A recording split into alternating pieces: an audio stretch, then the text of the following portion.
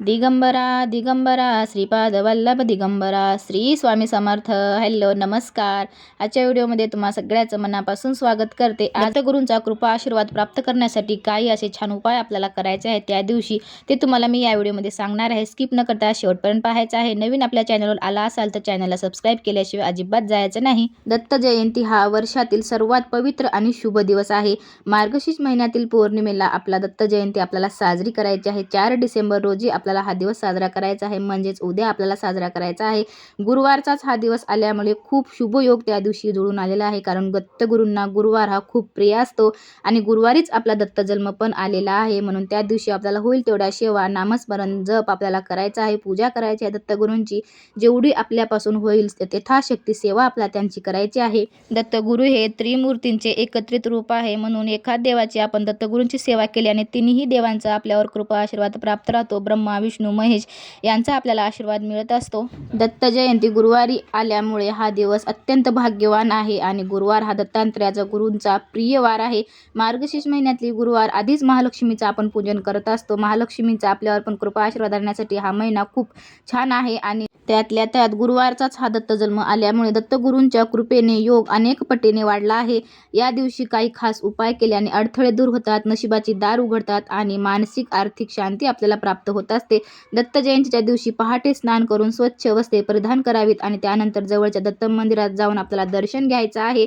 मंदिरात जात असताना आपल्यासोबत थोडासा गूळ आणि चण्याची डाळ आपल्याला सोबत न्यायची आहे आणि मंदिरामध्ये आपल्याला अर्पण करायचे आहे.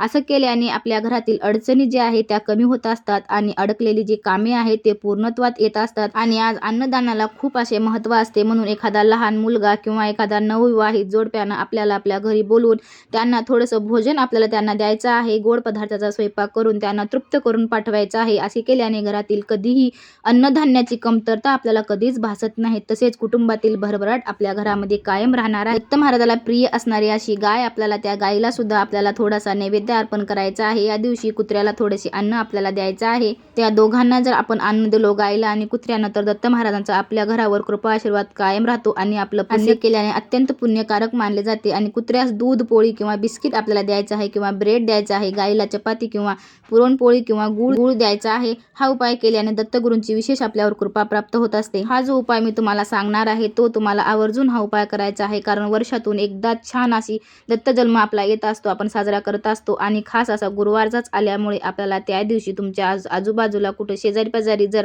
उंबराचं झाड असेल, म्हणजेच औदुंबराचं जर झाड असेल, त्या झाडाची आपल्याला पूजा करून घ्यायची आहे. ते झाड दत्तगुरूंचे प्रतीक म्हणून ते झाडाची आपल्याला पूजा करायची आहे आणि त्या दिवशी पूजा केल्याने आपल्या घरात अत्यंत शुभ मानले जाते आणि आपल्या घरातले कितीही मोठे संकट, अडचणी, जे काही कार्य तुमच्या हातून पूर्ण होत नाही ते कार्य पण त्या ठिकाणी पूर्ण होत आहे.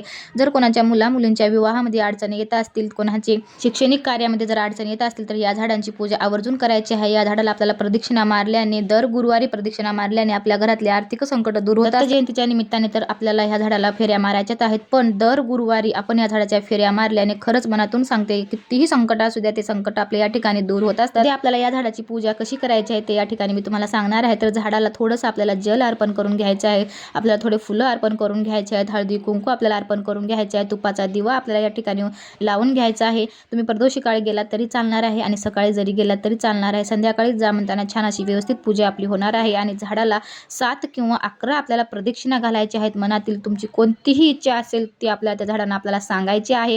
जर तुम्ही संकल्पयुक्त करत असाल तर आजपासून मी 11 गुरुवार, 7 गुरुवार किंवा इथून मी दर गुरुवारी मी या झाडांची पूजा करणार आहे. दत्तगुरू तुम्ही माझ्यावर कृपा आशीर्वाद तुमचा कायम ठेवा आणि ही माझी अडचण आहे ती माझी अडचण दूर करा, अशी प्रार्थना आपल्याला करायची आहे. की हे माझं कोणतं काम होत नाही ते काम पूर्णत्व करून द्या, अशी प्रार्थना आपल्याला करायची आहे. मनातली इच्छा तिथे सांगून द्यायची आहे, कारण हा उपाय अत्यंत फलदायी ठरत असतो. जेव्हा तुम्ही कोणतेही कार्य वगैरे करत असता तर तुम्हाला त्या झाडाला फेऱ्या मारल्याने आणि या दिवशी अत्यंत प्रभावी असा मंत्र तुम्हाला मी सांगणार आहे. हा मंत्र आपल्याला दिवसभर मुखामध्ये नामस्मरण चालूच ठेवायचा आहे. दिगंबरा दिगंबरा श्रीपाद वल्लभ दिगंबरा. हा तुम्हाला जर एक माळ जप करणं शक्य असेल तर करू शकता. दिवसभर किंवा मुखामध्ये नामस्मरण आपल्याला करायचं आहे. हा मंत्राचा दिवसभर जप केल्याने दत्तगुरूंची कृपा लाभल्याशिवाय राहतच नाही. त्यांचा कृपा आशीर्वाद आपल्यावर सदैव राहत असतो. तर या दिवशी केलेले सोपे उपाय जीवनातील अडचणी दूर करून सुख समृद्धी आपल्या घरात आणत असतात. पूर्ण भक्तिभावाने दत्तगुरूंची सेवा पूजा आपल्याला करायची आहे. मनोकामना आपली नक्कीच या ठिकाणी पूर्ण होणार आहे. तर आजचा व्हिडिओ, आजची माहिती तुम्हाला कशी वाटली नक्कीच सांगा. चॅनलवर नवीन असाल तर चॅनलला सबस्क्राईब करून घ्या. पुन्हा भेटूया अशाच एका छान व्हिडिओसोबत. तोपर्यंत तुम्हाला सगळ्यांना श्री स्वामी समर्थ. बाय बाय सगळ्यांना.